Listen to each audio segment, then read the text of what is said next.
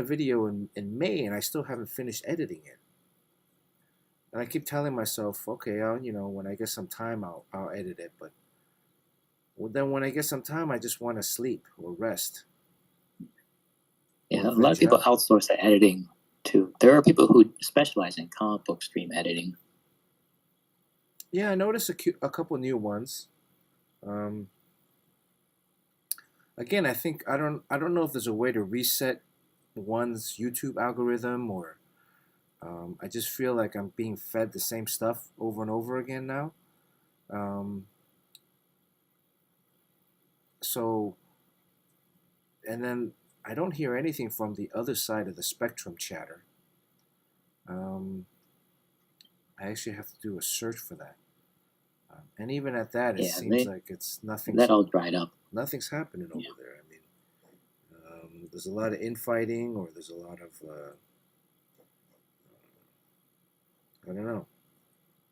It's the same people, but now they've fractioned off into different camps. yeah. I can't even follow. It's too complicated.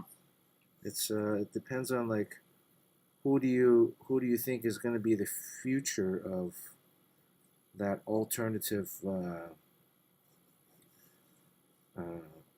Because I mean, like 3 or 4 years ago, they were really big. You know, they had a few big Yeah, campaigns, um, but now even the guy that had the big campaign, um, well, it all started with your buddy, and then there's all these other new people that came on board. But the big guy came in, who I don't like, because he talked some crap about my book. Um, and he made a big splash into the market. But now, if you look at some of his sales, it's is flatline the right term, or is it just plateaued or dropped off the cliff? Um, it's gone down. Yeah, I think because it's the rage that gets everyone. You're really buying into an ideology, and the ideology kind of yeah, the pendulum swung, and then it's not really a hot take anymore. It's just kind of a tired take, and then they lost. And then a lot of the times the books did not have the quality, and also this is the strangest thing is they can't seem to get a book out. Like I'm sure when they were in the Marvel or DC, maybe because they have editors and the stakes are higher, and they need to keep their job, they were doing like a book every 2 months or so. I mean that's not a monthly book, but it's fast enough. And then now they're on their own. It's sometimes like one book every 2 or 3 years. yeah, and it's only one book, and they're doing. I mean, has Ethan even had a campaign, or is he just relying on uh, super chat money? I Yeah, mean, there's that. And then there's allegations that they would start another campaign to pay off the losses from the previous campaign, and then it's a vicious cycle. Who knows? I mean, it's a tough way to make a living. And the books, the idea is you get out from under the editorial oversight, and that corporate kind of watchdog on your comic is not there. So it's just all complete freedom. So there's no oppressive deadline. There's no censoring of content, and you put out whatever you want, which can be good, but it tends to slow you down because there's no reason to finish. And then that if there's any perfectionism, that creeps in there, and then you never turn stuff in. Um, and then the fact that there's no editorial oversight sometimes means that there's a lot of you don't have a developmental editor, you don't have a proofreader.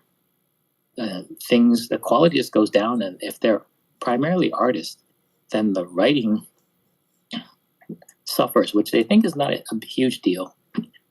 In comics, is not such a huge deal because I follow the writing for screenplays and novel writing, and the stakes there are extremely high. So, like, there's a lot more money. like a lot. Well, yeah, there's a lot more money, and then like if you think about like how many screenplays get made into movies, how many books that are written actually get published. So Penguin Random House rejects 99% of all submissions that come in. So in order to get that 1% that gets all the way through, you have to really know your stuff, be experienced. And there's a saying that your first 6 books are going to be trash. Like you write those just to learn to write. Yeah. And that's a lot of books to write to never see any money from. So you can kind of see how they're only taking the best of the best. But in comics, maybe because it's so cheap to do that you can, or you kind of lean on the art, you can kind of write whatever and it'll still get through. I don't think it's a good idea because I think it's beginning to hurt them because I don't know how the writing is. I haven't read their books, but well, there's only I like think one. There's only like one writer in that whole realm, right? There's only like one. Yeah. One person in that whole spectrum that's actually was a professional writer at some point. Right. He's like writing for all of them. Yeah, and then, but he's also like an older guy too, and I mean there is somewhat of an ageism kind of thing, especially with pop culture. You know, I certainly feel it on my own in that there are times where I think you look at some of these new kids, the young kids. I shouldn't say new kids, young kids. I was just hanging out with some like 17, 18, 19-year-old kids this past week, and there is a slight disconnect. Did they do the 6-7 on you? Huh? I saw that too. Like, but I didn't hear any 6-7s. But I just remember. I mean, you know, there was definitely like a vibe that was just different. And I remember when I was in high school or college, well, we would have kind of our own thing going on, and then when the older guys would come through, and um, or even now like the uncles would come through, and you just know like, oh, they're just from an older generation, and you know like always like a news reports where parents just don't get the kids and they just don't understand them or they don't understand what like 6-7 or whatever like new things that they're saying or doing or trolling or it's rock and roll. Yeah, like rock and music. roll or hip hop or rap. You know, when that came on the scene, like, oh, there's all this outrage from the older generation. Um, yeah, it's like some of this music you listen to. I'm like, what? So I'm getting old. We're getting old, and there's a new way. There's a new form of communication. You know, I remember like when we were younger, like, oh, that's so cool. Or you know, when Back to the Future was out, it was like, oh, that's heavy. Oh, that's heavy, Doc. And the Doc was like, Doc Brown's like, heavy. What? In the future, is there something wrong with the gravitational pull? You know, like things like that is like, man. So as a writer and an artist, or as a creative, I think we were talking about this offline last week. You know, there's a sense of like being young and fresh. Now, some people have been able to transpire all that and keep themselves relatively relative. Yeah. But there is still going to be a point. I mean, I can only imagine if there's one guy that's like writing everything and he's already.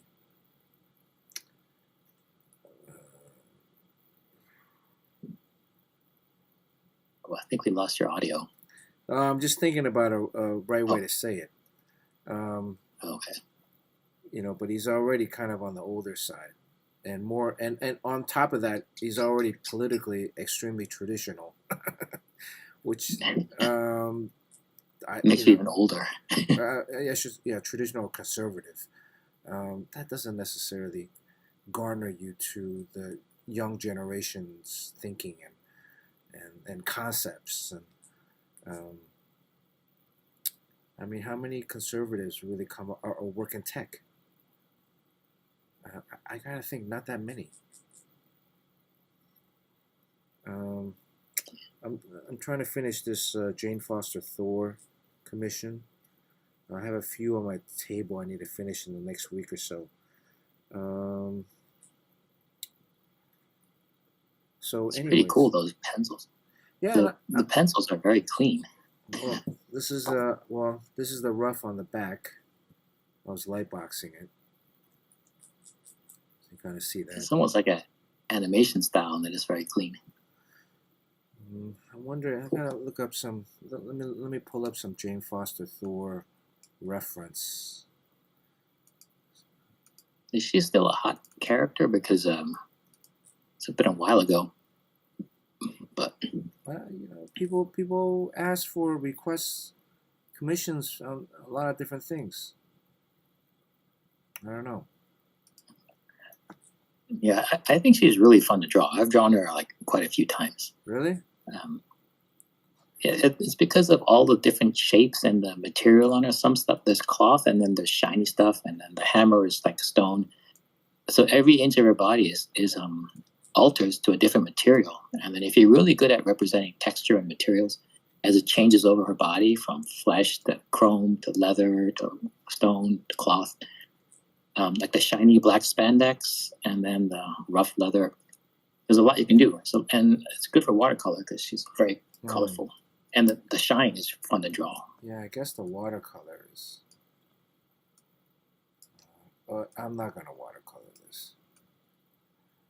Let me see here. But I like the way that Olivier Coipel and I guess Pepe Larraz, when they have like a shiny thing, especially like a shiny helmet, is the way they draw the highlight and the reflected light and all that stuff. It's really cool, really fun to draw. Who draws her the best? You say Olivier draws her the best, or Yeah, Olivier, I think. I don't even know who draws her, but so? Is there anything in the last week or so that we need to catch up on? Well, I guess her arm is. I drew this on the wrong side. It's a right arm. I guess. this happens when you flip the page over. You can get left and right confused. Yeah, there's a little bit of that, but it's not that bad. I haven't really started inking, so if I just jump to inks, then it would have been a little bit of an issue. But then also, I can always say that, hey, got an artist choice. It doesn't have to be exactly like how it is all the time. Surely I can make some audibles. Kevin P. West is in chat. Good to see Kevin P. West. It's been 10 years since Way High has gotten his colonoscopy. What is the... I mean, I got it done when? During the pandemic, 21? Yeah, every 10 years. Oh, 10 years? Courtney's in chat. Hey, Courtney. How's Courtney doing? I hope she's feeling better. Does she have health issues? I've been out of the loop. She was sick the last time, or she was out the other week. She was sick a few weeks ago.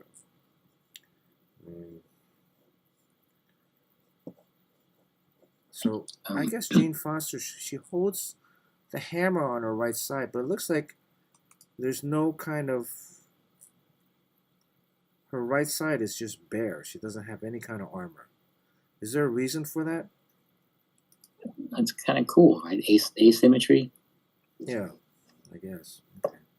I used to like how Mad Max or the Road Warrior, he has a leather jacket with a shoulder pad, and then but one arm is ripped off, and it's just completely bare. It would be easier if there was something here on the hand. Then I wouldn't have to resolve the wrist issue or any kind of like the wrist joint issue. Let me see here. You better do a good job on this commission because your boss just showed up. Oh yeah? Yeah, he's gonna crack the whip. Who just showed up? Fletch. Yo. Hey, boss. Chu Fong. What's going on? What's up? Sorry, I've been a little crazy here. I just I moved last week. Move. Wow. Boxes everywhere. Are you able to? How's everything? Are you able to talk about your move or no? Yeah, sure. I didn't post anything about it, but I moved to Las Vegas last. I drove down Wednesday. My stuff arrived on Thursday. It's been since New York Comic Con. It's just been packing, packing, and then now unpacking. I just got my fridge in today, about a couple hours ago. Still waiting for my washer dryer, and then I travel next week. Where? I go to Japan next week. Oh, okay. Yeah. The place didn't come with a washer and dryer? No. Had to buy my own refrigerator, washer, and dryer. What did they Oh, pulled it that'll out of the set you wall? back. They took their own, I guess. You know, they like their fridge and their washer dryer. So What sorry, about, did it come with the AC? Yeah, central air, yard. You know, no pool, but a nice gym and everything. A community gym. They took the pool with them. It sounds like very European. Europeans take all that stuff out of the house. Gives me a chance to install a spa, a whirlpool. Did you get? Oh, cool. Did you get the We're coming toilets? over. Yeah, I got 3 bathrooms, 4. Well, technically 4 bedrooms, but you know, I use one as an office. Holy cow! 4 bedrooms. Yeah. So is one of those toilets going to be like a throne? You know, like the one that has lots of buttons on it. Well, do you have a bidet? Do you have like a Toto bidet? I got one of those Hello Tushy, whatever. What are they called? Hello Tushies. Hello, Tushy. I have to install it though, but there's no. I realize in the bathroom there's no in the toilet room there's no plug, so I gotta put an extension cord to install my Hello Tushy bidet. Wow, you can get electrocuted and shock your ass. Water and electricity together. No, I installed a bidet in my place. It's not that hard. It's like 15, 20 minutes. Yeah, it's easy, but you have to plug it in, right? Yeah, that was the longest time because I had to run a cord alongside the cabinet and underneath the counter, so you hide the cord. Yeah. You have to get these stick-on clips that you can clip the cord in. One side is a sticker, so it sticks to the cabinet or the wall, and then the other side is like a little clip you can clip into the wire and then run that through. Yeah. Well, I have the cordless version where you just fill up an old Windex bottle with water. I thought you said you just have a bucket that you just kind of like scoop the. Oh yeah, you squat in a bucket. Yeah. It's from China. Yeah. You squirt yourself with the old Windex bottle. Yes. Getting it in there is the hardest part. Getting it down in there. You don't get it in there. You gotta get around it. Well, I mean, just to like get it into the toilet. How are your neighbors, Fletch? I met one of them so far. It's a family of 3. Are they racist? They talk to me, so no. Okay, cool. That's good.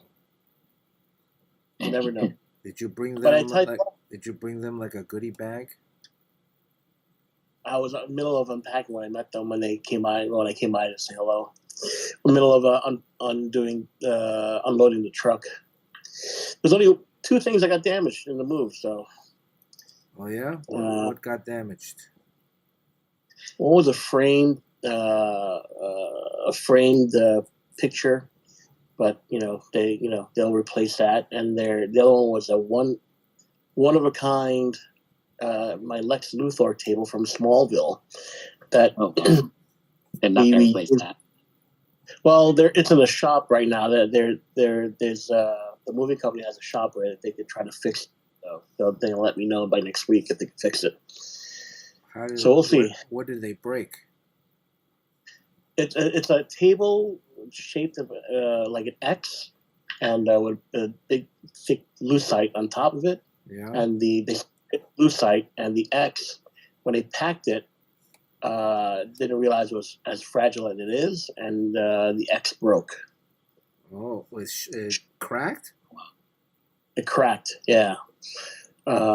the loose side was actually holding it together because the way the physics for it worked. And So it's actually, yeah. did you discover it broken before or when you arrived at your new place? When we arrived, so the guys who were unloading it, they saw it was cracked, it was broken. Oh. So, yeah. Did you cry? No use crying over a cracked Lex table. Like how This is like the birth of a supervillain. Like you crack your table and then you just start screaming. Yeah, like how personal was that table? Like how it was a one of a kind. It was given to me set. from. Yeah, well, we used it one year at New York Comic Con, and they were going to throw it away and said, "Do you want it?" I'm like, "Sure, I'll take it." So they gifted it to me because they weren't going to keep it. So I'm like, okay. So yeah, it was a one of a kind. But I thought you were going to say like Kristen Kruk gave it to you. I hope you would give me other gifts. Kristen Kruk. What does she look like now? She's on a TV show now, some CBS show, I think. Some kind of like Fire Country or something like that. I don't know. I saw her briefly in a commercial trailer. She still looks good. Better than Allison Mack, who just got out of jail. You know who still looks good is that all the way from Wonder Years, that girl Winnie. Oh, she's like so old, but still looks amazing. She's like a certified math genius, I think, right? She has yeah. Beauty and Benza. Right, yes. Yeah, so I moved and I got here Thursday and got all the stuff. Then I got a bad cold, cough, no fever, but cough and sore throat. Wow. Like 3 days. Yeah, and now it's raining. It's raining in Las Vegas. It's like very rare. We got some of that West Coast rain. I think, but Bernard, you avoided that, right? I don't know. I mean, it's raining, but it's not like a hurricane or anything. I mean, I've been certainly in worse rain conditions before. Knock on wood. I heard it was like 25% of the average rainfall that LA would normally get was gotten in like 2 days or a day or something. Wow. You can get mudslides like that. Yeah, and that's why I left LA. No, hopefully it will. Leaving LA was a tough decision, but just taxes are getting too much, and I'm going to be renting my place out there, so that's a whole nother headache too. So hopefully I'll be renting it out soon. But yeah. Cool. So you're in good shape. You actually made the move. Yeah, I mean that tax situation is crazy out there. Yeah, it's very crazy. Yeah, so much unknown right now. A lot of my clients for next year don't know what they're doing convention-wise, and so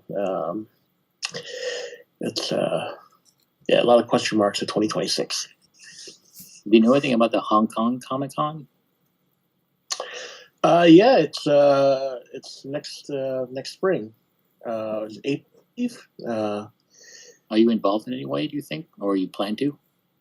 TBD. I'm meeting with somebody at Tokyo Comic Con about that, so we'll see. Okay. Yeah. So, do you know Hong Kong? Have you been there and stuff? I've only been there a couple of times. Okay, well, that's something. Yeah. It's got a great Bruce Lee statue there, right by the water. So, what do you? First time I went to Hong. Oh, go ahead. Yeah. All right, go ahead. No, the first time I went to Hong Kong, though, was very culture shock because I went to a restaurant and they put a bottle, dish in front of you with like water. I'm like, what do you do? Apparently, you wash your dishes before you eat. I had no idea. Yeah, it was like a Why? tradition, I guess, or something, where it's custom where they give you all your chopsticks and your plate and everything. You soak it and you wash it and you put it, so it's clean. So it's clean, I guess. No, because I think you go to a Chinese restaurant, you see old people just doing that anyways. They grab the napkin and start wiping everything down. Yeah, so I guess just make it easy. Yeah. I think Bernard told me that's a common thing too, or somebody told me, Barry or Bernard. No. But those Hong Kong Comic Con people, this is their first one, and supposedly they have no idea what they're doing. So I think if you just insert yourself in there and just say like, just leave it up to me, I'll take a lot of problems off for money, of course. But I think they're just completely clueless and they need help. Yeah. Is that what you heard, Sean? Do you know people with the show? I don't know. I know people who know people, and supposedly they just like the idea of having one, and they just have no contacts and have no. They probably have a game plan now, but it was just started as like an idea, with no logistics in place. I would imagine. I don't know what they have in terms of logistics, but I would imagine they have something in place now. Because it's so close. Next in 2026. So, but I'll find out more when I meet up in a couple weeks. Yeah. Good time. Yeah. You just tell me you grew up there. Yeah. I go to speak Canton. I can't speak Mandarin to help save my life. You guys all right? What was that? Yeah. I guess we should talk a little bit about Courtney, because she said some stuff that she's going through in the chat.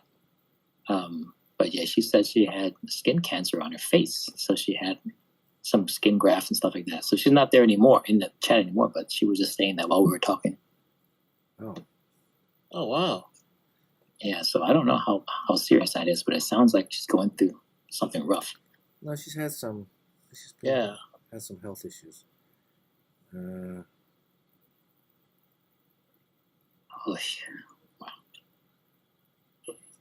Hope it's okay. She recovers fast. Yeah, I mean that's one of the things about us. I'm talking about me and Fletch. Our skin is so dark. That's just not something that happens to us. Yeah. Well, I grew up in in Trinidad, so I have a good base tan, I guess. But you never know. Skin cancer is no joke, Yeah.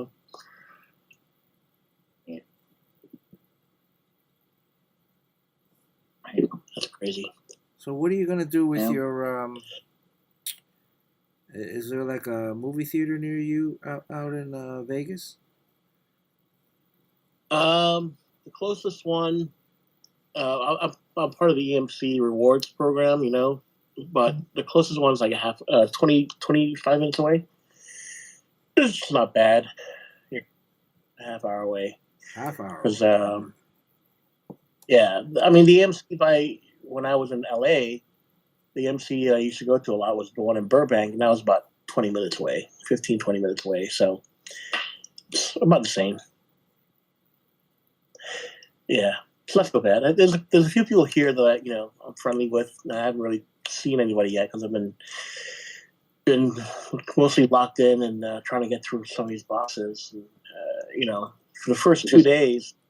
Las Vegas, you're talking about? In Las Vegas, yeah. Okay, who's there? Jay Lee? Yeah, Jay Lee's there. Jay Lee's there. Jay's here, and a couple of DC. People are here too, like people who work at DC.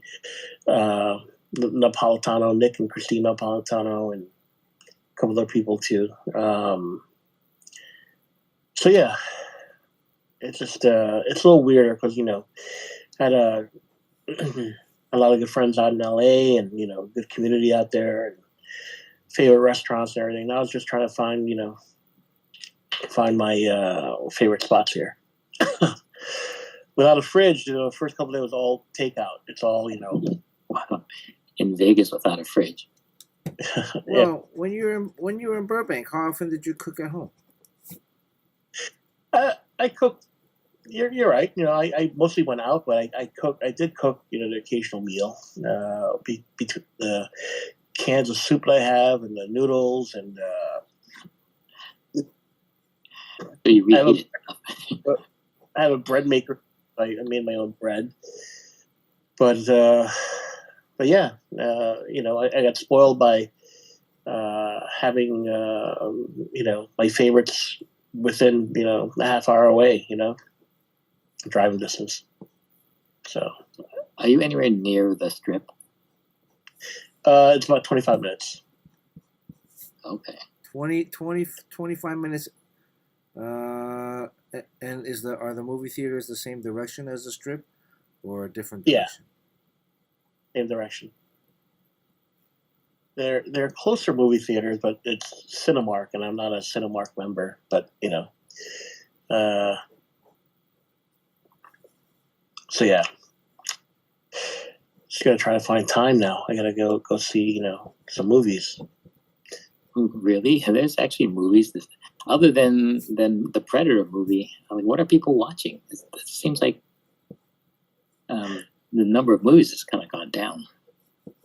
I think in the next week there's there's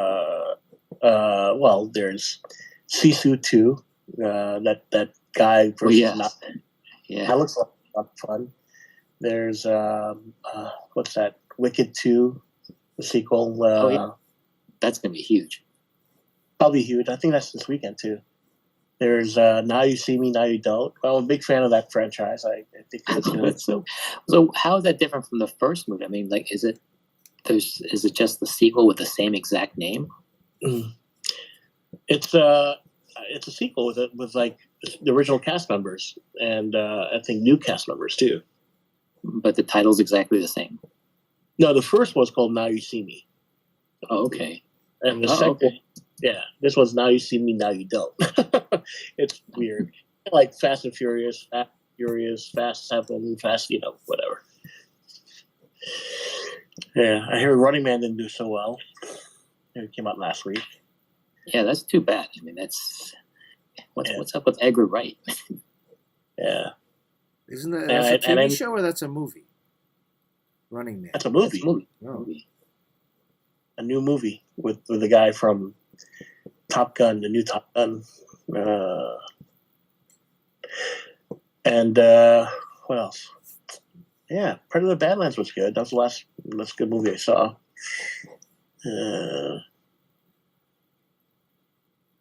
Haven't seen Frankenstein yet, but I heard it's really good. Is that on streaming, or is that a movie? It was an IMAX like a week, and then I think it's on Netflix now. Oh wow, that's so weird. Why would you go to the theater? It's on Netflix a week later. Well, I think it was in the contract for Guillermo del Toro, because he if he was going to make a movie, he wanted them to release it in the theater first, like a week or two, and then just so you could see it in a big screen. Yeah, typical director. Very creator friendly. Anyway, but I wanted to stop by and say hello, because I haven't seen you guys, talked to you guys in a while, and it's I'm gonna go back to Well, wherever you are in the world, we always run into you at the shows, right? So you're in a good job to live out in the middle of nowhere, because you're always going to see people a few times a year. Yeah. First couple of days here was a little bit weird, being that just by myself and everything, but and being sick and everything. I was like, but yeah, now just taking it one box at a time. Is it allergies, or are you sick? No, it was like full on phlegm and green phlegm. Pneumonia? No, No, Because if you I hope go, not. usually if you go to a new area, you could be, just sick from allergies from the vegetation because it's a new place and you're not used to it. But I think it was all the staying up late, and then waking up early, getting ready, for the movers to come. Because I was up till like 2 or 3 o'clock in the morning, and then the movers came. Took 2 days to move. Came like 8 o'clock in the morning, and I was packing everything. So it was just not enough sleep, and just got run down. And how much stuff that you have? It took 2 days to move.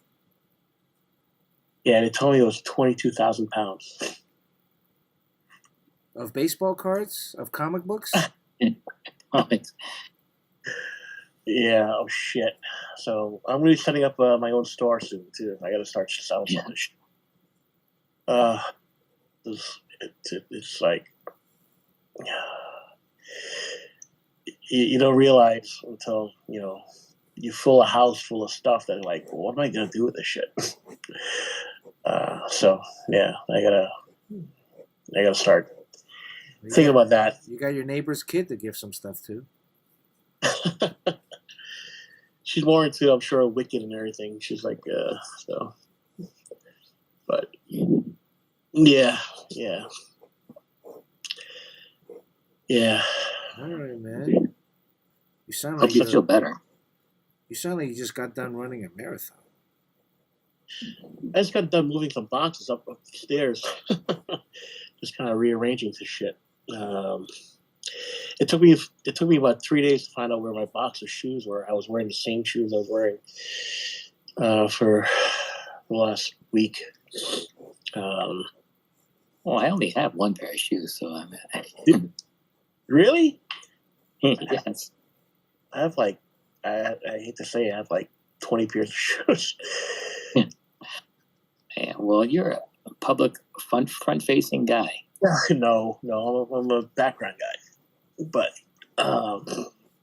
no, I'm glad to have my flip flops and my different type of shoes now. Yeah. Well, I hope you're in a good spot so you don't have to lug those omnibuy to another place. Yeah. That's gonna be on the Fletch store soon. It's selling it.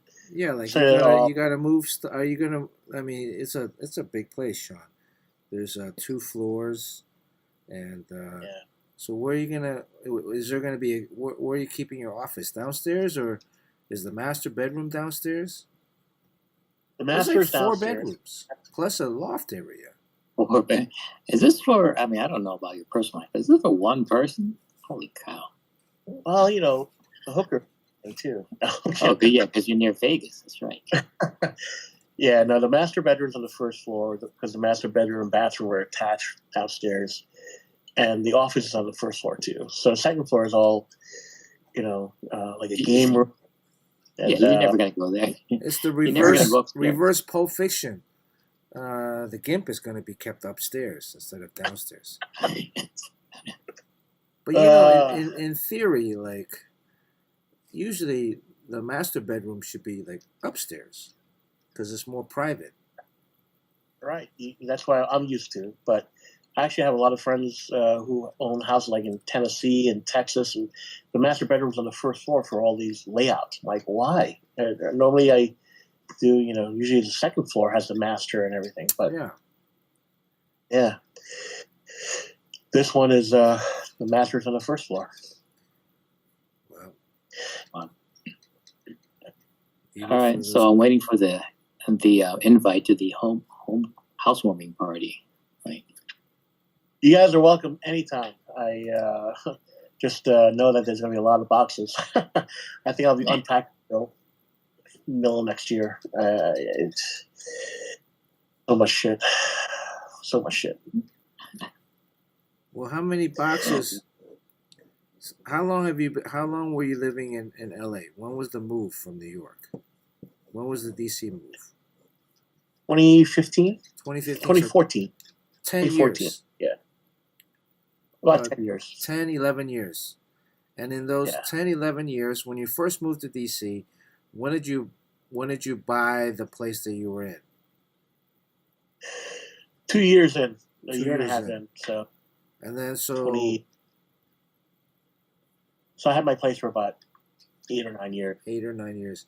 And then so when you were in your place in Burbank, um, were there any boxes that you didn't open from New York? Two. There were two. I just That's thought, sad.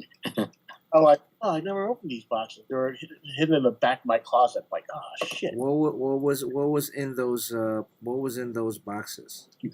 Collectibles, right? No clothes. And I should be donating it to. I will be donating it to Goodwill. Well, that's a Yeah, tax. That's a come tax on, why'd you write-off. even move that stuff? You never use it in 10 years. You think I start wearing it again? Hey, everything old and new again, right? Fashion around. That's right. I would Yeah. say the fashion takes 20 years. 15 to 20 year cycle. You still So- got to so hold on hold to it- it for another 5 years. For another 5 in the corner. Yeah, another Hold on to 5 that years. box. A tie- What was there? Some new 52 T-shirts? I have a lot of graffiti T-shirts. Yeah, a lot of graffiti T-shirts. Should be trying to get rid of. Well, maybe you can have like a yard sale and introduce Garage sale? yourself to the new neighbors.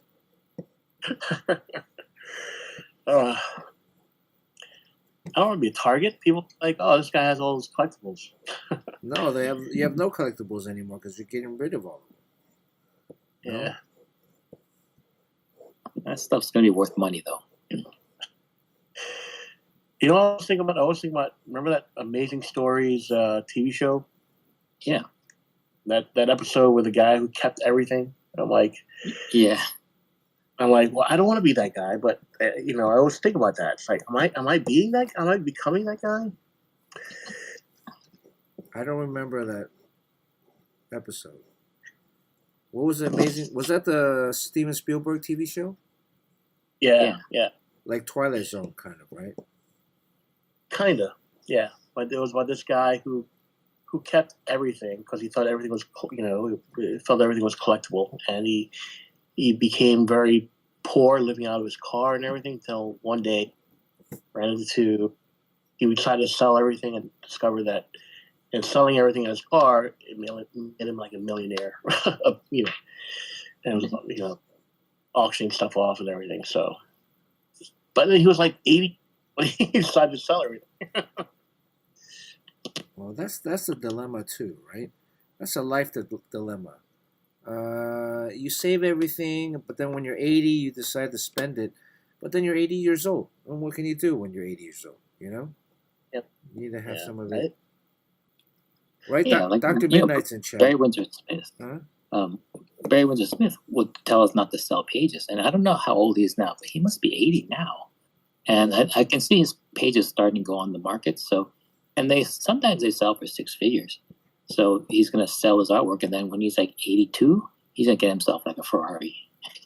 Right. Yeah. I think my problem is, as a collector, it's like I have FOMO. I have fear of like, if I sell it now, and the moment I sell it, it's going to jump in value by 200% or something, and it's like, but the fact of the matter is I have to get rid of that thinking, and just be, it's like that Marie Kondo thing, where it's not bringing any joy anymore. There's certain things I look at like, wow, this is great. I'm glad I have it. But there's certain other things like, why am I holding on to this? Well, this doesn't spark any type of joy. Does it spark cold hard cash though? Maybe. Yeah, I have to get rid of that, thinking where it's, if I sell it, and as soon as I sell it, it's going to be worth more, Well, double. I think a safe bet is if there's like a long-awaited movie that finally happens, like if the Akira live-action movie just comes out, that's when you sell all your Akira crap, right? Yeah, which means I have to get organized. I have to organize all this shit.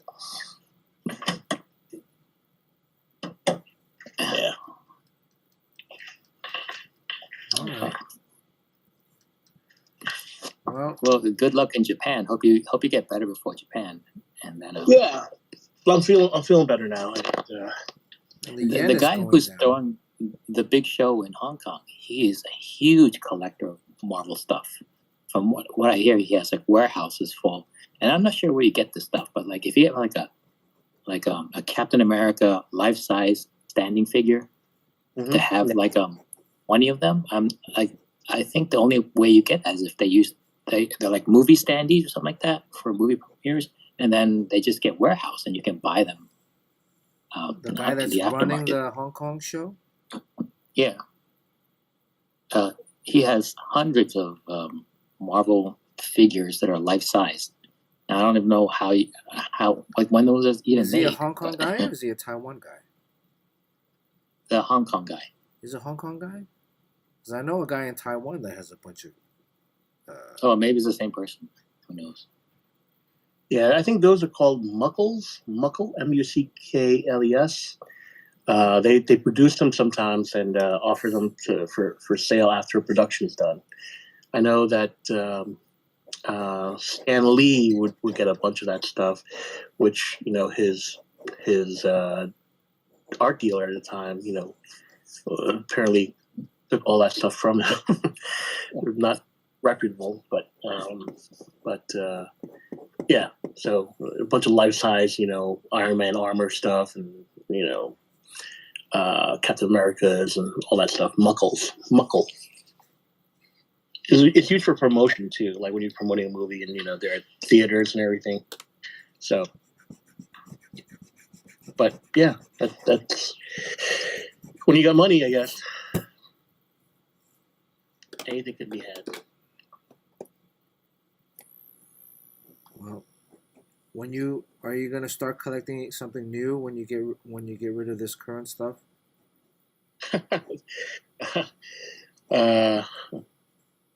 I stopped even collecting cards. It's just kind of like it's just too much. I just want to collect rent. Oh, cool. Hopefully you save so much and actually earn so much with your rental property that you can just like do what the hell you want.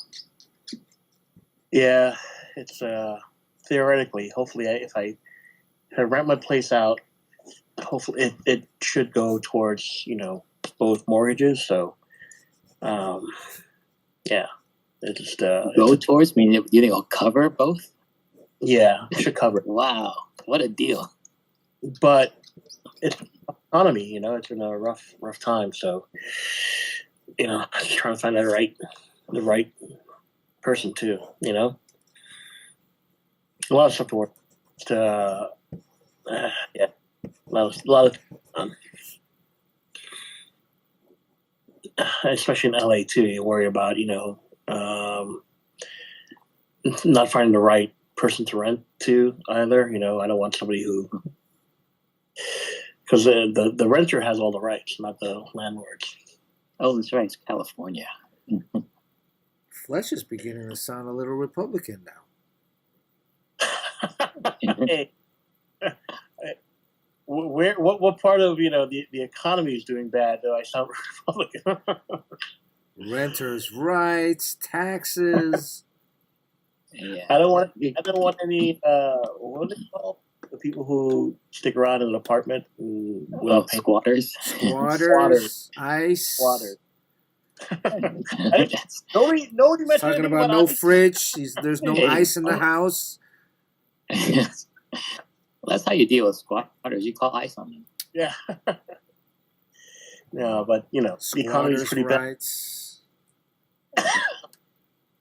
Yeah, I think as you get older, there's a tendency to a lot of those Republican things start creeping in, and you're like, oh, I would like some safety. I would like this to save money in taxes. I would like, and then all of a sudden you wake up and you have this MAGA hat on your head. Whoa. Nope. First of all, nobody's fully left or fully right. I like to consider myself in the middle. There you go. But it's been not a fan of this current administration, that's for sure. But purple hat. that you have now? What is the purple that's more on the red side called? Magenta? No. Violet. Violet? Scarlet. Um, I got my yellow hat on. yeah, that's No, weird. I get Yellow I hat. get the whole squatter thing. I mean, you gotta vet out your renters. Yeah. Make Yeah, so sure I have a company. you can't go cheap on that. Just say, oh, first person comes through. Okay, all right. No. I mean, we've in my building we've had to deal with squatters, and they're like the worst. Yeah. And it Yeah. takes them like a long time before you can get them out. You have to go through the whole process. Yeah. Oh God. It's unfortunate that the Don't squatters worry. take advantage of the rights that they try to afford people. So, Yeah. and then you're gonna, because you live in an HOA, you might also get additional pressure. It's not just renting out a place, but the HOA is gonna put pressure on you. Yeah. I don't know if I told you guys, but when I told my HOA that I'll be moving and renting out, they scared me a little bit because, like, oh yeah, no, we're already at capacity. They're only allowing 25% of the units to be able to rent out. Oh yeah, that happens too. Yeah, that's very common. Oh yeah, I mean, in co-ops here, you can't rent your place out, or you can, but I think every third year you have to move back in. Something like that. How did that get resolved then? Well, they're like, well, we can put you on the wait. Like, no, this is not one of my original when I bought this place. I wasn't in the handbook or anything like that. There was no limitations, and they're like, it took about a week, but they were like, oh yeah, this was implemented in 2021, and since you were owner since 2016, this is doesn't apply to you. I'm like, okay. Well, really? And yeah, that'd be bad news if I mean, you kind of have to square all that away before you even decide to move, because that's a huge difference. No, that's I mean, look, a lot of HOAs are. I mean, the reason they do that, the 25% rental. Well, it's best not to have any rentals. Well, the part of the reason of the cap to the number of renters you can have in the HOA is that the more renters you have, also sometimes it raises interest rates or affects the ability to get loans for mortgages. Because it decreases the value of it also decreases the value of the property. So some lenders might increase a percentage based on a higher number of renters in the place. So, yeah, I think it's a good policy in general. Because the renters are never really good. They don't care about your place. Yeah, that's the key, right? And then you're out there, so you don't care if they're pedophiles because you're not there. Your kid's not there. So. What? And like no Airbnbs, So the other thing you got to worry about is like subletting. So you have a renter in there, and then you might sign a year lease, but then they want to vacate the place and they might rent it out as an Airbnb. That's even worse because it's really hard to determine an Airbnb. I mean, you have to look. Yeah. And then, I mean, I remember when I moved in my building here and I was on the board, I was the president. We had people that would rent out their places for Airbnbs, and they were just basically for parties. And, but the parties they would rent for one night or 2 nights. And, they would trash the hallways, with like litter and throw up or whatever. Or just loud things, and then the next day they're gone, and you can't, like, unless you can track down exactly what unit these people are coming in and out of.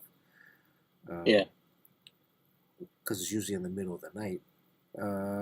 They're gone the next day, and you don't see them. You might have a picture of them, but then they're not really renters. They're not really residents. So.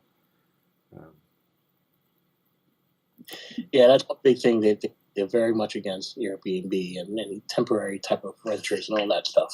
Well, you have to ask Sure. in your HOA, in the CCNRs, and or in the bylaws, what is the minimum uh, rental period? Um, that could be I another think clause that's in your bylaws. it's a 1 year. 1 year, yeah. So you have to sign a one. I mean, which is it's ideal to sign at least a minimum 1 year. Yeah. But there should be also a clause in the CCNRs that stipulate no hotel usage, which would help enforce the no Airbnb kind of thing. But there's CCNRs and there's bylaws, and the CCNRs are much more enforceable legally, but the bylaws can change. So it sounds like maybe Right. the bylaws were the 25% was a bylaw, not necessarily a CCNR, because the CCNR Yeah. would require a supermajority approval, because it's basically the Constitution, and then Mm-hmm. you have Constitution, a federal Constitution, then you have like local state laws, and so the Constitution is the strongest document, but the bylaws can be changed and fluxed in an easier kind of capacity. Anyways, we're boring our audience. So kids, that's how you draw comics, kids. Yeah, All right. I was the president of the HOA for a handful of years. Not a pleasurable. Well, you're an HOA now too, though, right, Fletch? But it's homes, so Yeah. and there's a whole For the other kind of career. issue with that. Mm. But you got to meet. Did It's you like meet the HOA board in your new place? not yet. Yeah, because they'll probably have Oh, like how they move-in. let you in? They'll Don't they have move. to check you out? Yeah, no. That's only co-ops, Sean. New York co-ops is much more prevalent, and co-ops really have even a stronger grip Yeah, because they I had to actually wear a review suit. your finances. If You you got to want wear. to, Yeah, and also they can go into your old place and they look into the cabinets to see whether you have like any like dog food or like a cat litter and stuff, so they know whether you're gonna bring pets in and stuff like that. Oh wow. yeah, Oh I mean, Yeah. man. co-ops you have to bring in your financial tax returns. They're much more intrusive. Homeowner association, they only really manage the. It's a corporation that you're going in, that you're joining. Technically, it's a nonprofit or a corporation, and then um, they only maintain the property. They don't have any say in the sale of the property in terms of transactional. Um, but yeah, it could be. I mean, there's a lot. There's a big anti HOA movement in the U.S. But Is there? there is in a lot of suburbs in terms of like homes and stuff, because you could have a overly. I mean, when you buy your place, did you review the minutes from the HOA? Did you read the CCNRs? Yeah, I reviewed it pretty quickly though. Yeah, but I saw it. It was forwarded to me. Okay, I mean, because now you moved in and now you signed the deed and you signed the contract, the papers.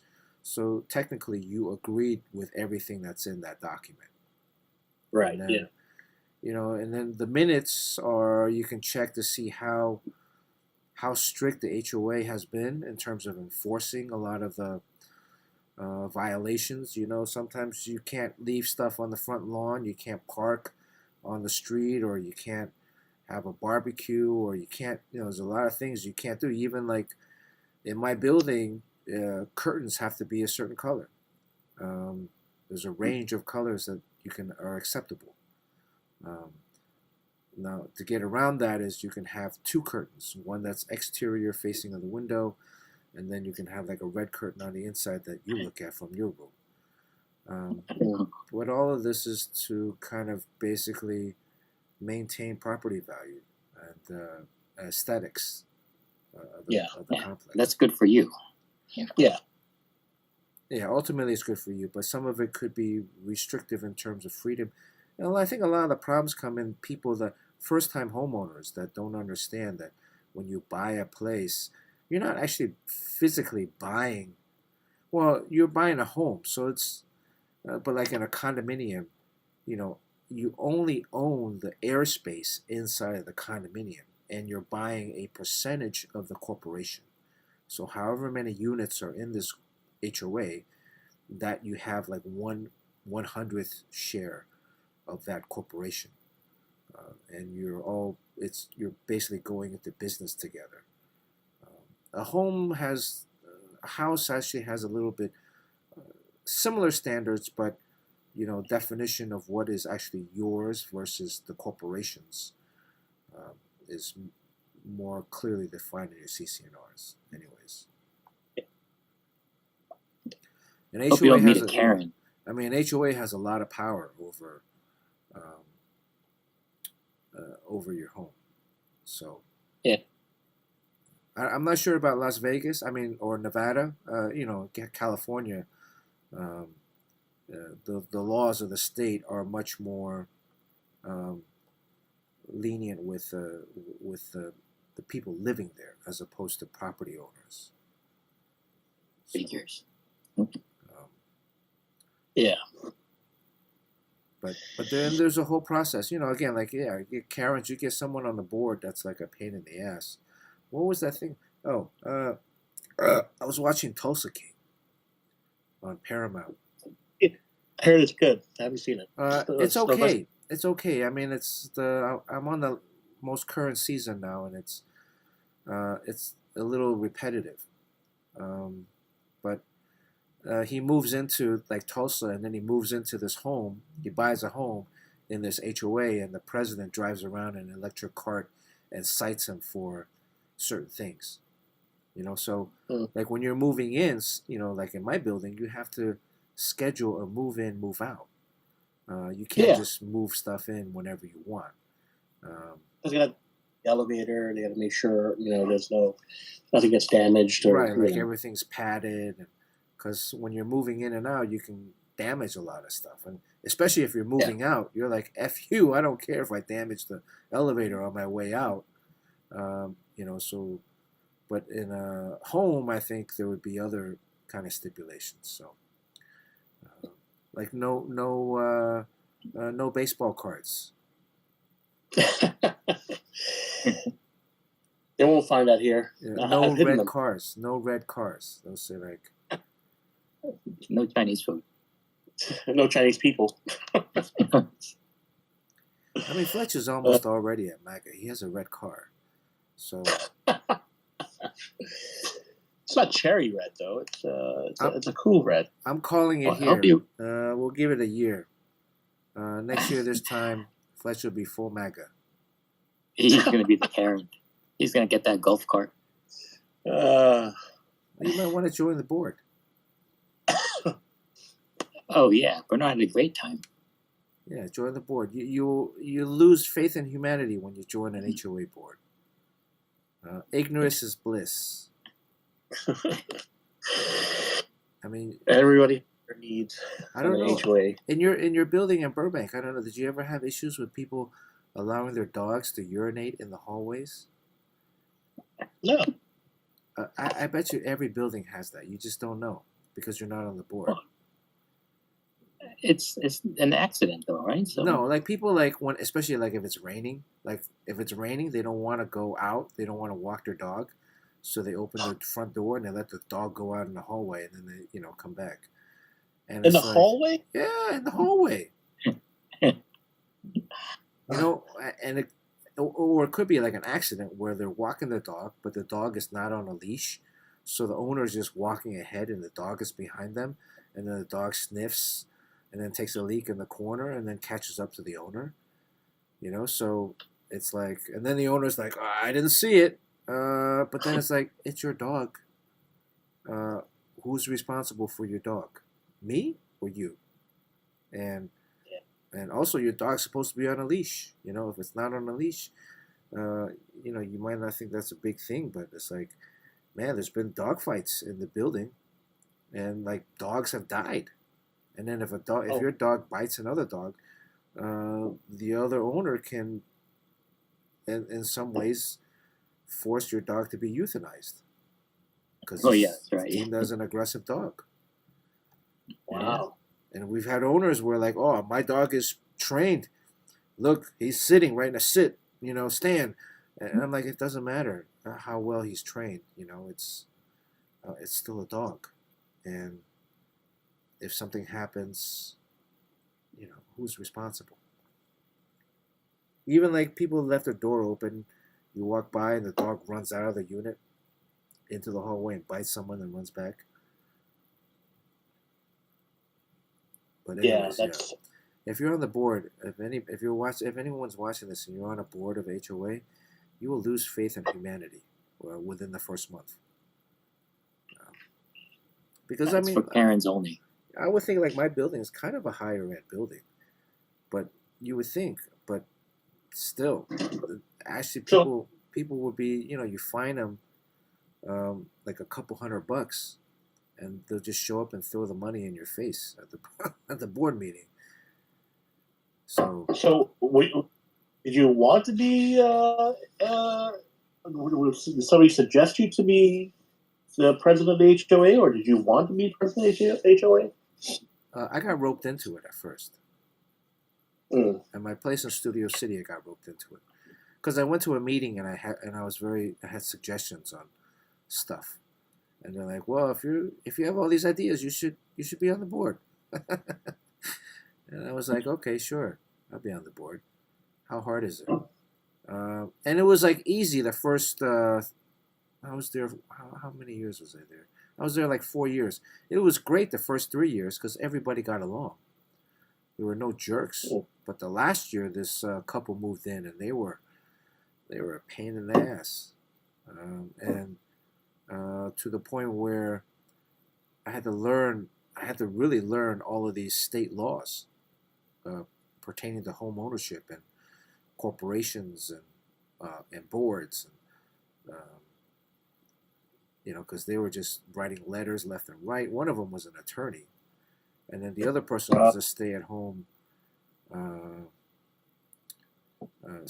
partner, and then that guy was crazy too, and he like I think allegedly he slashed my convertible top at one point because Oh my God! he had a dispute with the HOA, and because I was the president, I was the focal point of his vitriol. Yeah, That's great. yeah. Yojimbo makes a good point. Sometimes you can't keep your garage door open for X amount of time. There are certain rules. You can't have certain plants out there. You can't have.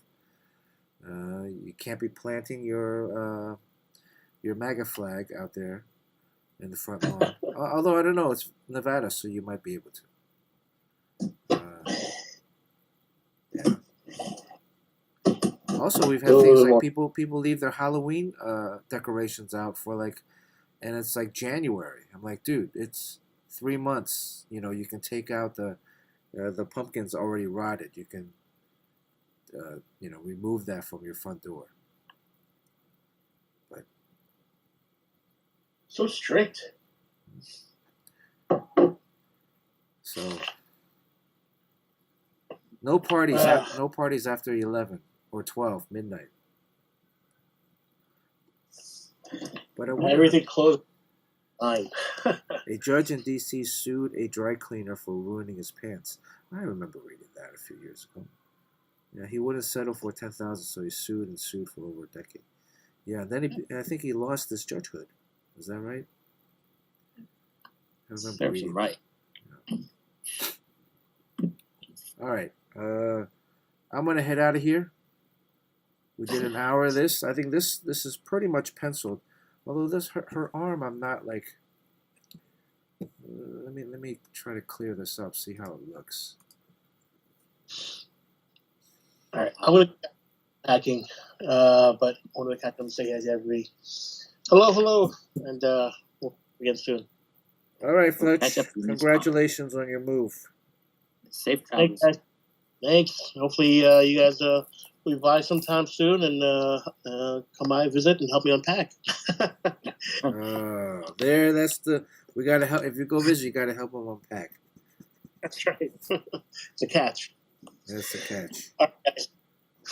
I'll catch you guys in a little bit. All right. See ya. Happy Thanksgiving. I'll talk to you guys next week. Happy Thanksgiving. Bye. Bye. Is Thanksgiving next week? Yeah. Holy shit. Yeah, I have a Big Apple Comic Con. Let me look at this calendar. Oh, damn. Next Thursday is Thanksgiving? Yeah. Oh, okay. All right. Well, so far, I thought her arm was a little bit long, but it seems a little plain. Like, you know what I mean? But I lost the stream picture, so I thought you just stopped working on it, but I have to reload. you lost the stream picture? Well, I thought it was just frozen for so long. I thought you stopped drawing. Oh, yeah, I stopped drawing. That's So what I I'm do too, reloading is to I see. draw and then I have to stop. And then I give it a little bit of time to like kind of. It's like when you cook, you gotta, you can't just eat it right away after it comes off the stove. You gotta let it like Yeah. cool down a little bit, and then you can kind of take a look at it and see what Oh, you might is want, that? you might want to change. Huh? I didn't know you were supposed to do that. Yeah, you gotta let it simmer, let it cool off a little bit. See if there's anything you want to change, and then Oh, wow, you got really far on it. I see it now.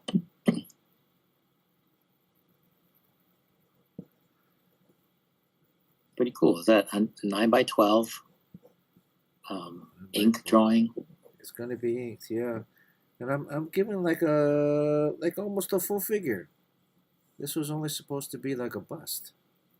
So Oh,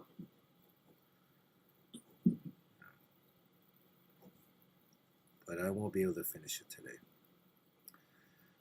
I gotta. we got rated by Stefan Sajic. Hey. You know Stefan. Yeah. We got another pro. How's it going? Another pro. There are only 2 remaining pros in this wilderness here, called Twitch. Twitch. Welcome to the stream. You're Good off. to see you again. 36. Got a big crew. Look at that. He's still at it. He's still at it. I think, are we the only 2 pros left streaming? We got K-pop junkie. Dr. Midnight is here.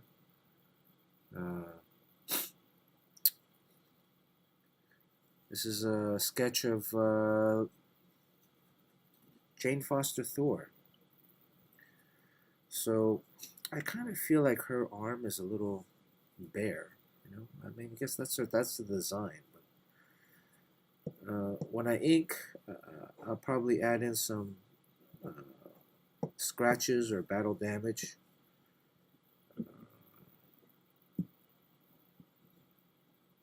I don't know, anything else, Sean? I tried to fill up the background with some smoke or clouds. I think more like smoke from like a battle. Yeah, but Way High, this is a commission, but this is a commission from WonderCon. So this is V Fletch, right? this has been a while. So the commission list is not open yet. 2H. Do not even think of calling him a pro when it comes to streaming. He's an awful streamer. Really? I've seen some of his streams. This guy must be joking. Yeah, I think it's a joke. Yeah, so I got this one. The Shang-Chi is from even longer, so that's why it's bigger. But this one's I think this one's ready to ink. I just can't ink it today. I gotta jump on and do something else. Any other comments on this? Anything I should? You see anything, Sean, that I need to change on this? No. I don't get this uniform where there's this like tie that's like her torso has um, it's like barely being held together by this lace in the stomach area. I don't get that. I don't think I have that in mind. There's different costumes. People draw it differently. No, you look at the reference here. I pulled up the reference. She's got like this one lace in the middle, like near her stomach, Her belly button. Yeah, that's like tying it together. I'm like, why? Is she like outgrowing her uniform? Has Jane Foster Thor gained a lot of weight or musculature that it's that there's this skin? Why couldn't it be tied shut?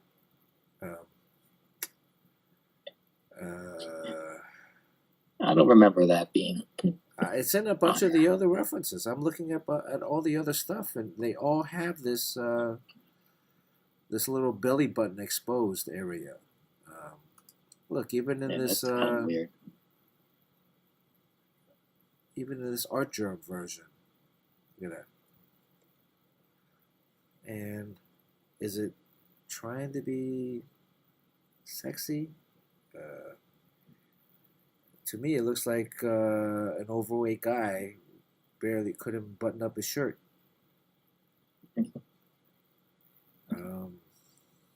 Anybody in chat? Oh, 2H mods. The longer you wait, the more you get. Exactly, Yojimbo. Which is not a great business acumen on my part.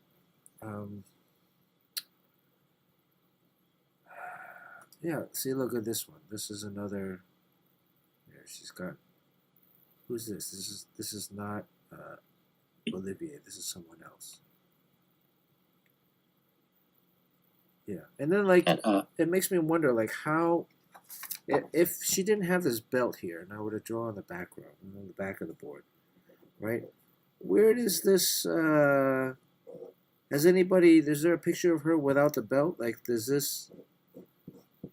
Is there another loop here, and does it get tied down here? I don't think people will think about it that much. Yeah.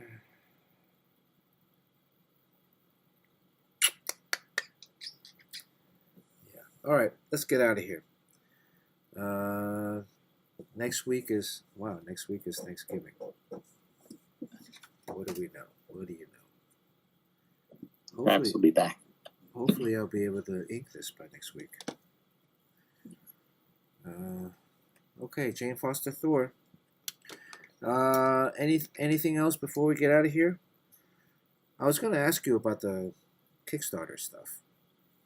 Do you think? Yeah, our Kickstarter is finished out. Yeah. Yeah. Do you think Kickstarter is beginning? The platform itself is losing a little bit of its luster,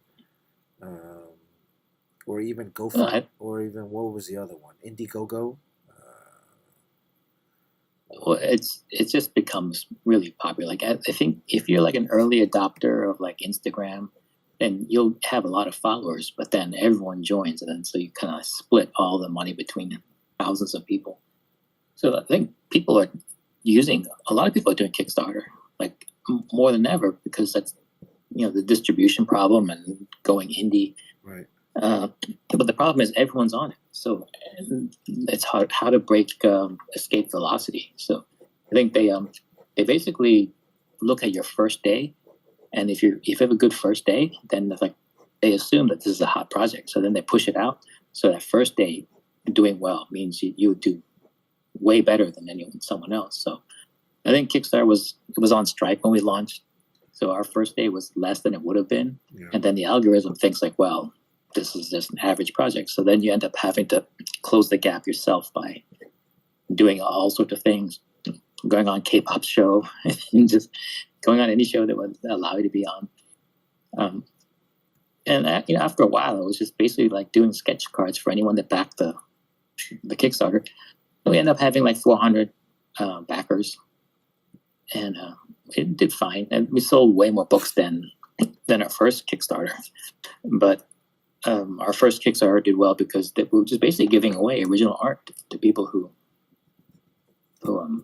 I think people really want original art. We didn't really offer that this time. So you had more buyers or more books sold. Yeah, but the dollar value was less because everyone before were offering. Well, Carl bought up my entire art inventory that was out there for sale, and then just started giving it away for people who backed it, and people were just backing like crazy, and then it was all to get the original art.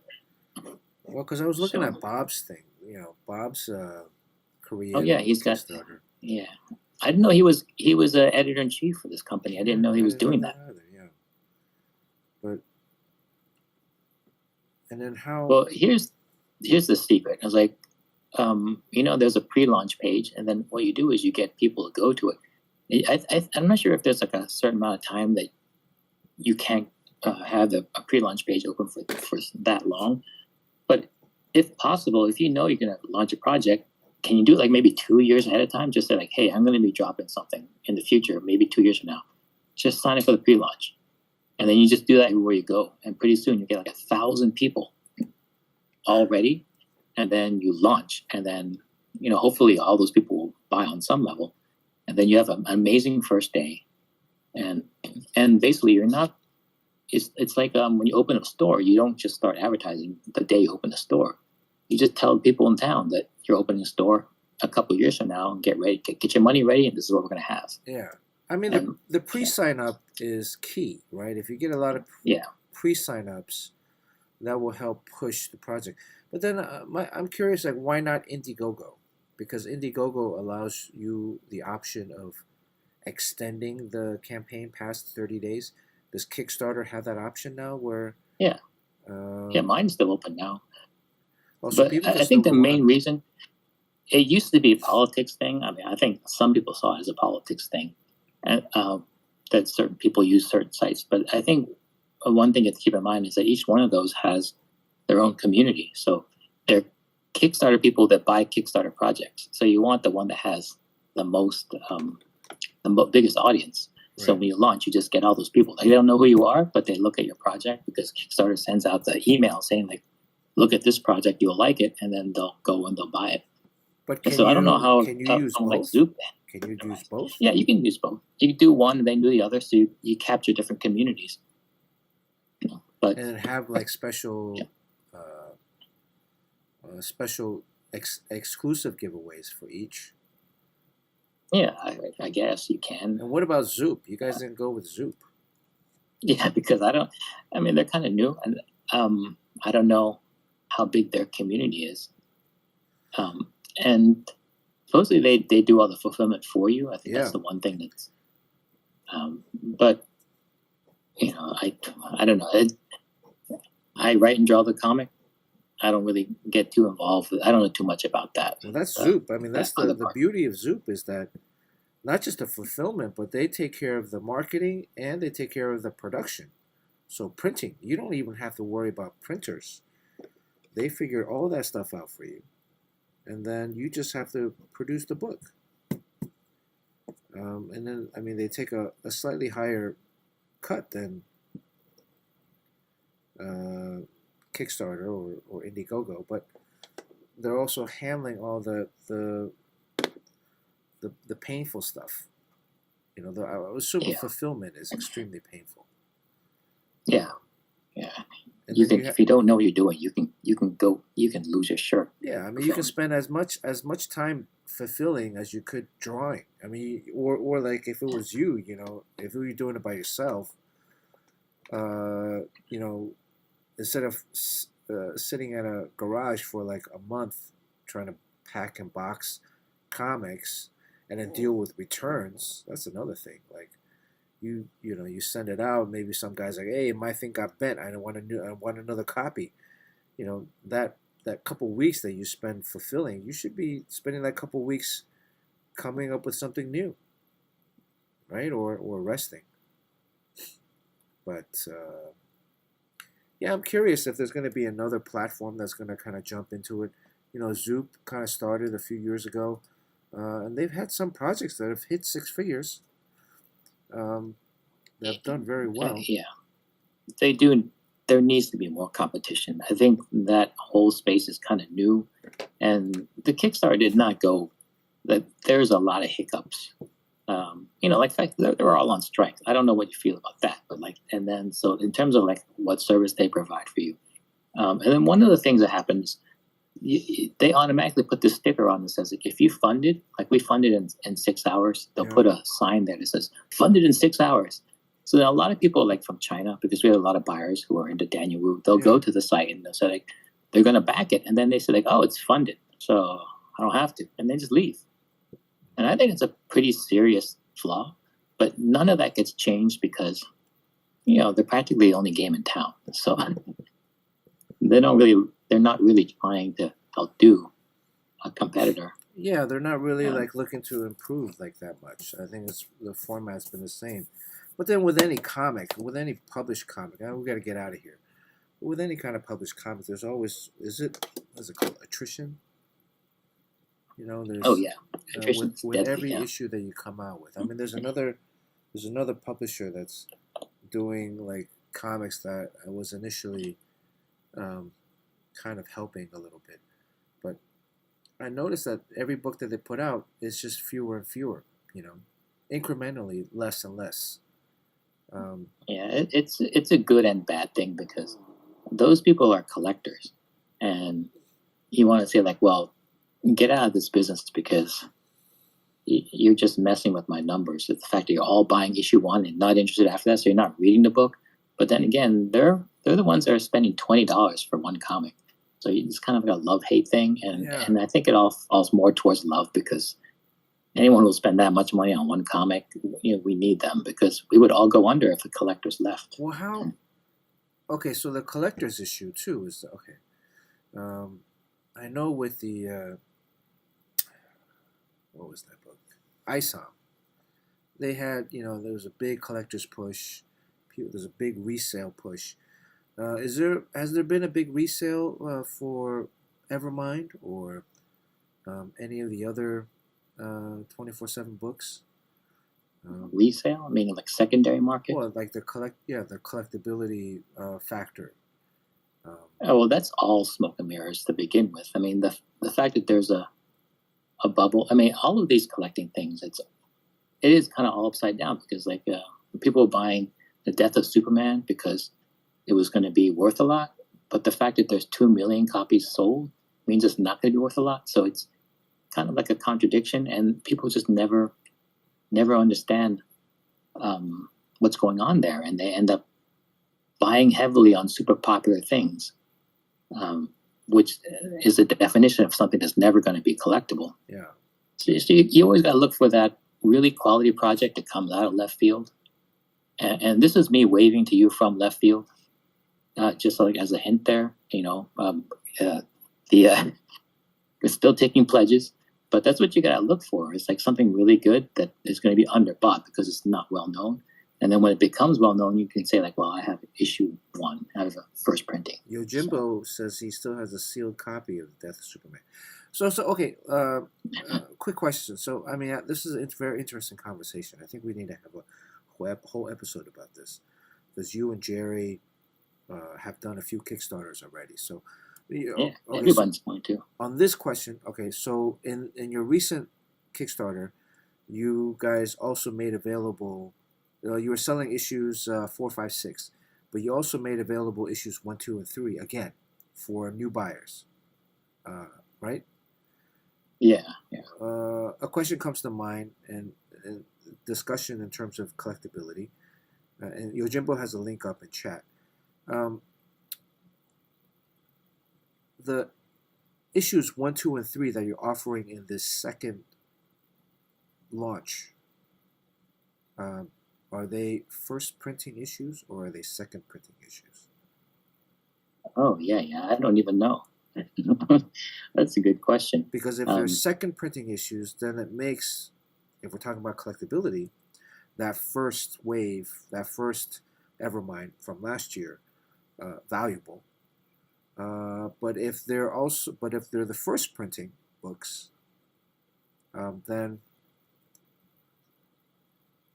that kind of fights against this urgency to buy and collect them at some point, right? Yeah, I don't really, I never really understood collectors. Like I don't collect anything. I'm not sure why everyone just they don't buy like the very, very cheap digital versions. I mean, a lot of this comic was created, even though it's drawn traditionally, it's all scanned in. And the final thing is when we do all the putting it together and assessing how it looks, no one's looking at a printed copy. It's all digital. So it was created to be read digitally. And I think as the artist, it looks best digitally. But everyone's buying print, you know. That's another discussion from your boy Zach, who's come to the conclusion that no one's reading his books. They were just buying it for the moral support or political support. Yeah, that happens too. I mean, you always have to tell your story, and people are buying to support you as a creator. And yeah, a lot of people don't read the book. So, like, how many of these Kickstarters, like, you know, I get Kickstarters to support. I'm not. Most of the Kickstarters that I've supported, they're more about supporting the artist or writer, right? The creatives. It's not that, oh, this is a story that I really want to read. Yeah, it's a shame, but I think we train people to do that because when you read a comic, it's a commitment because, you know, boys don't like to read. Yeah, reading is work. I mean, I paid money to give myself work. And then so it has to be worth it. And the story's not anywhere near as immersive as it would be in a movie. So I get that no one reads it. But, you know, I spend a lot of time writing and revising and redrafting. And I think if you do your job right, you have to kind of throw money out the window because you're not going to get your money back for it. But there are ways, if you really know what you're doing as a writer, to make this story very sticky. So the first page leads you to the second page, and then it keeps you going. And the first issue will lead you into the second issue where you just can't stop once you get going. And that's a skill that's very hard to learn, but it is something that can be taught and learned that I don't think comic book writers are doing. So after the first issue, I'm not really compelled to read anymore. I mean, aside from a few books, you know, like Watchmen or the new Batman books or something. Like sometimes they're good, but then we just don't spend enough time writing well and carefully enough that makes it unputdownable. You can easily leave any comic after the first issue. Well, I mean, comics, you know, I don't think it's fair to compare comics to movies or other kind of books or literature. You can. You know, I mean, but we do have a problem with people not reading comics. Yeah. Tooth says he admits he doesn't read half of the books he pulls. So yeah, and he's just buying them to support the cover artists.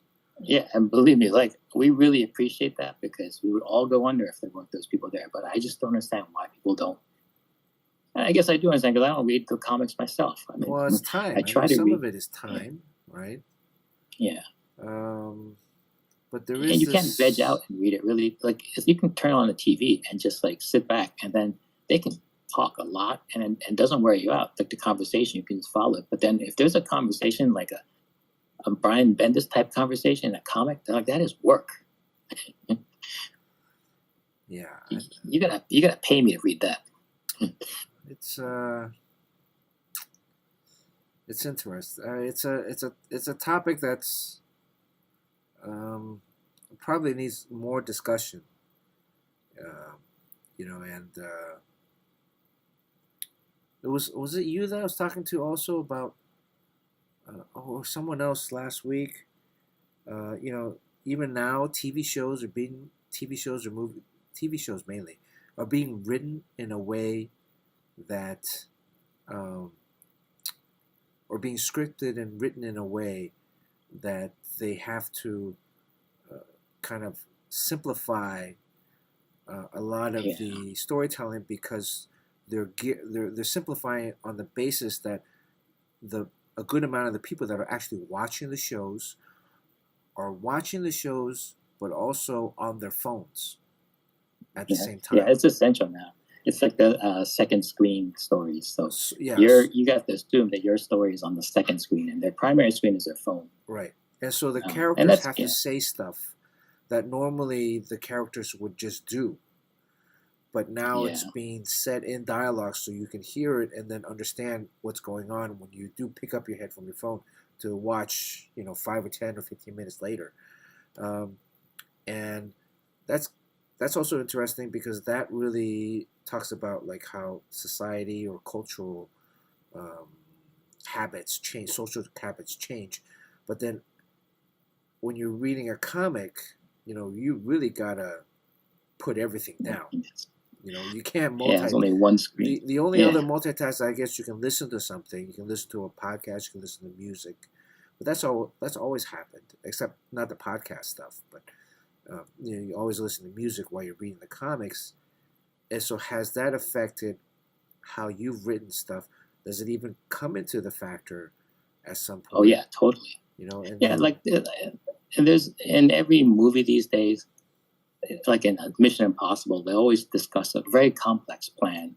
If you're not paying attention, like you don't know what's coming up in the next scene. But they often like talk through what they're going to do, and then you can see what they do. And there's one person at the very end of that conversation, the planning stage, he'll say something like, "Got it. Save the girl, save the town." Now then, kind of like you just basically summed up everything, yeah, and then you can follow it again. But I think one thing that I'm going to do, like, thank God for having to take a crap because that's a great place to read your comics. One thing I would do is spread the rumor that if you're on the phone in the toilet, that can give you colon cancer. So definitely, it'll give you definitely do hemorrhoids. not. Definitely hemorrhoids. Yeah, I'll give you I'll hemorrhoids. attest to Okay, that. so read a book, read comics. Do not bring a screen into the toilet. A comic can be read in one sitting, a number 2 length story. It's perfect for that. So Okay, on that note, I need to go use the bathroom. alrighty. So we will. Who should we raid? Re- No James Quote today to tell us who to raid.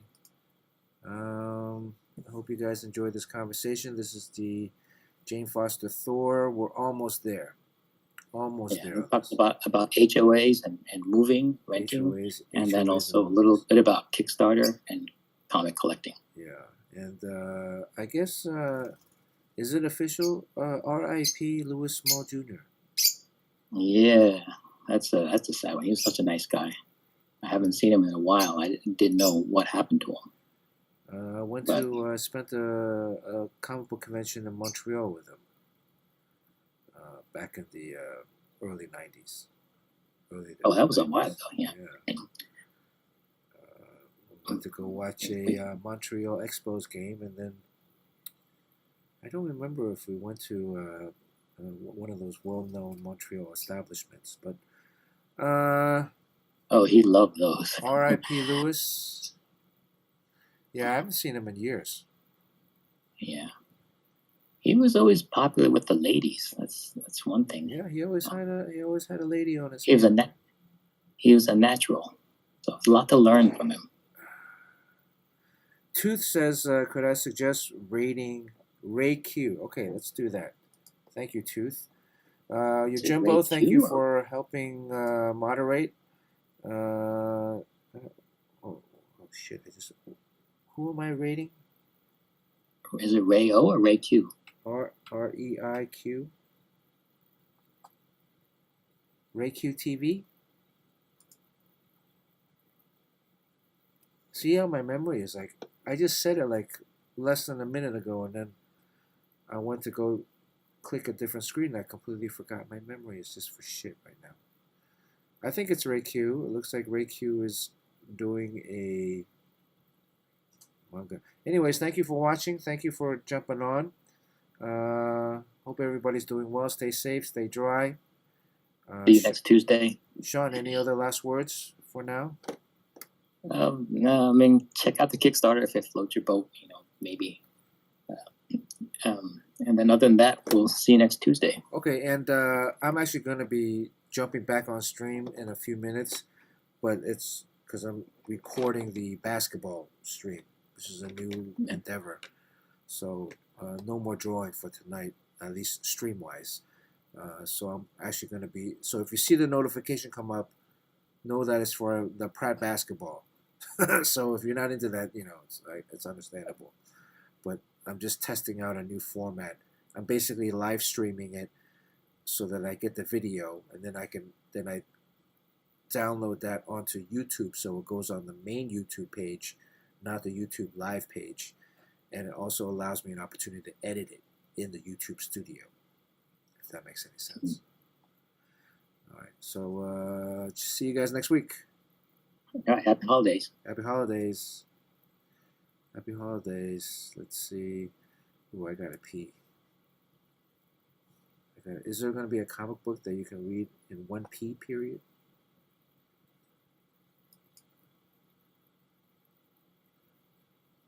All right.